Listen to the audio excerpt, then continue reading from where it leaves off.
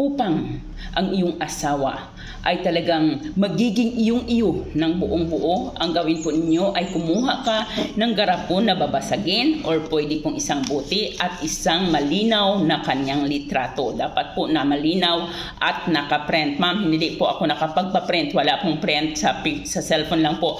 Hindi po pwede dahil ating ilalagay ang picture sa garapon. Kaya kailangan magpa-print kayo. Magpa-print. Magkano lang naman pagka-print. Ngayon kung nandyan na po ang litrato, ang gagawin mo, kuhanin mo ang bote, ilagay mo ang litrato sa loob ng bote. Pagkatapos ay hawakan mo ang bote, ilapit ito sa iyong bibig, i-visualize mong mabuti ang mukha ng taong ating patutungkulan sa ating ritual. At pagkatapos mo siyang ma-visualize, ay bigkasin mo ang kanyang pangalan. Halimbawa siya si, din na natin si Edo Lagotche. So, Edo Lagotche. Ako ay iyo lamang at ikaw ay akin lamang. Ulit-ulitin mo ito ng 11 beses. Pagkatapos mo ito maulit ng 5 beses, kuhanin mo ang takip, takpan mo itong maigi.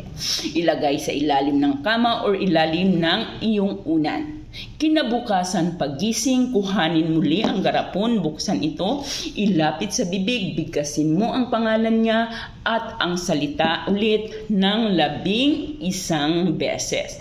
At gagawin ito sa sunod-sunod na 11 araw.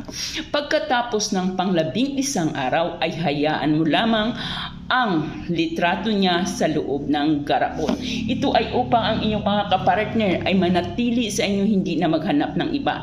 Pwede rin ito sa inyong mga anak na matitigas ang ulo, sa inyong mga kapatid na matitigas ulo, upang maging sunod-sunuran sila sa inyo. Ngunit, muli nating paalala, kung kayo ay hindi naniniwala dito, wag po ninyo itong gawin at maghanap kayo ng video na gustong-gusto ninyo dahil wala pong nagpipilit. Salamat po.